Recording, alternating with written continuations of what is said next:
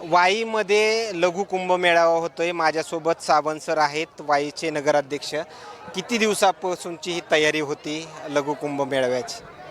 मागील 1 महिन्यापासून या ठिकाणी जे आपले योगेंद्रगिरी महाराज आहेत मठाधिपती लिमचे, त्यांच्या कल्पनेतून आणि त्यांना जो काही आमच्याकडून सहकार्य पाहिजे होतं एक नगर परिषद किंवा नगराध्यक्ष म्हणून, तर हा लघुकुंभ मेळ्याचा 1 महिन्यापूर्वी विषय आमच्या समोर आल्यानंतर वाई शहर हे दक्षिण काशी असलेलं शहर आहे. याला ऐतिहासिक वारसा आहे.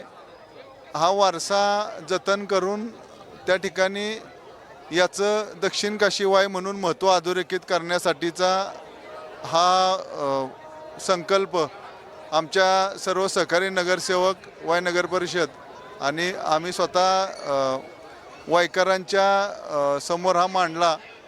आणि मांडल्यानंतर याच्यामध्ये आम्हाला जशी जशी आमची तयारी पूर्ण होत गेली तशी तशी आम्हाला जिल्हा पोलीस प्रशासन असेल, आमचे DYSP साहेब असतील, शहाणे साहेब असतील, जिल्हाधिकारी महोदय असतील, प्रांत साहेब असतील, या सर्व शासकीय यंत्रणांनी अतिशय आम्हाला उत्स्फूर्त आता पाठिंबा दर्शवला.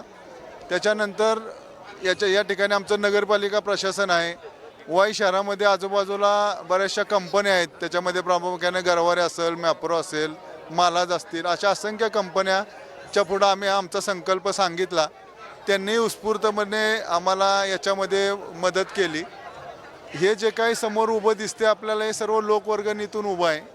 याच्यामध्ये राज्य शासन किंवा याच्याकडून आम्हाला कुठल्याही प्रकारचा निधी याच्यामध्ये प्राप्त नाही आहे. आजच्या दिवशी काही मंत्री महोदयाचं आगमन वगैरे झालं होतं? आज या ठिकाणी महाराष्ट्र राज्याचे ग्रामविकास मंत्री आदरणीय जयकुमार गोरे भाऊ, जे आमचे नेते आहेत, त्यांनी या ठिकाणी आज छावणी पूजनाच्या कार्यक्रमाला ते आले होते. अतिशय त्यांनी समाधानकारक असं समाधान व्यक्त केलं. आणि या वाईनगरीच्या नदीच्या संवर्धनामध्ये याच्यामध्ये त्यांनी मोठ्या प्रमाणात हातभार लावण्याचं पण आजच्या ठिकाणी या ठिकाणी त्यांनी कबूल केलं आहे. हे कृष्णा नदीचं तीरावर 350 वर्षापासूनचा याला छत्रपती शिवाजी महाराजांचा इतिहास आहे. पांडवकालीन पाऊलखुणा आहेत, पेशवेकालीन 7 घाट आहेत या मंदिरात. वाईमध्ये अप्रॉक्स 150 छोटी मोठी मंदिर आहेत. या मंदिरांचं हेरिटेज जपलं जावं. या होणाऱ्या कुंभमेळ्यांच्या माध्यमातून वाईचं महत्त्व हे राज्य पातळीवर, देश पातळीवर जावं.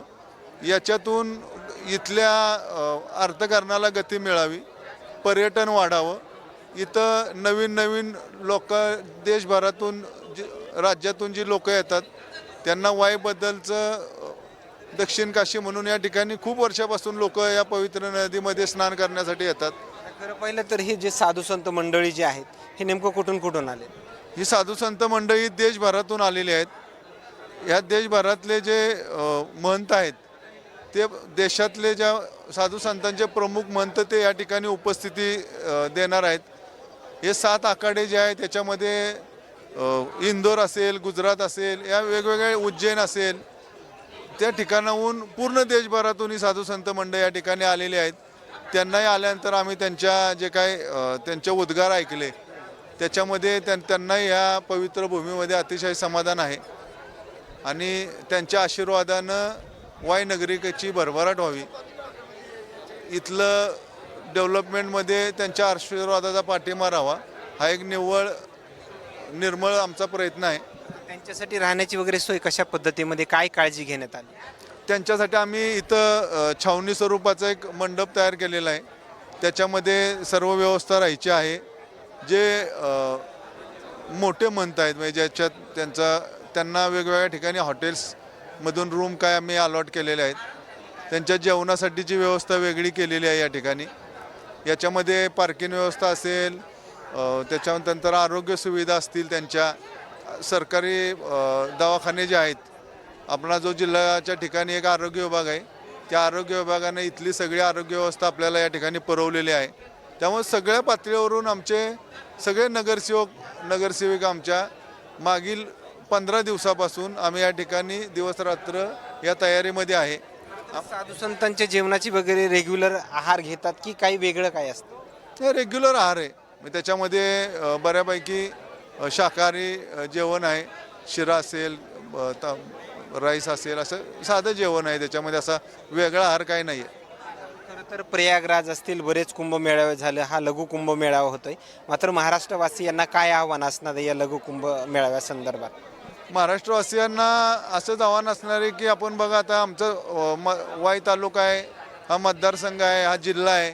या जिल्ह्यातून नाशिक, प्रयाग असेल, उज्जैन असेल, या ठिकाणी लोकांना गोरगरीब इथला जो काही सामान्य कुटुंबातली लोक आहेत, ग्रामीण अर्थकारण आहे, सामान्य माणसांना त्या ठिकाणी जाण्यासाठीचं भाग्य मिळत नाही.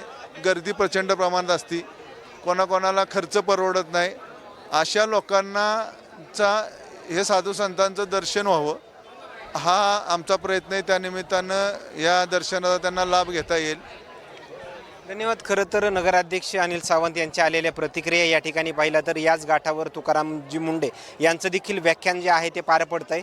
ते त्या व्याख्यानानंतर काय बोलतील याकडं मात्र सर्वांचंच लक्ष लागलं आहे. अनिलजी सावंत नगराध्यक्ष यांच्या आलेल्या प्रतिक्रिया मात्र काय सांगून जातात हे नक्कीच समजलं असेल. आणखीन काही नवीन अपडेट्स या लघु कुंभ मेळाव्या संदर्भात मिळतील का हेही पाहणं तेवढंच महत्त्वाचं ठरणार आहे. कॅमेरामॅन सोबत सूरज मडिया, सातारा, वाई.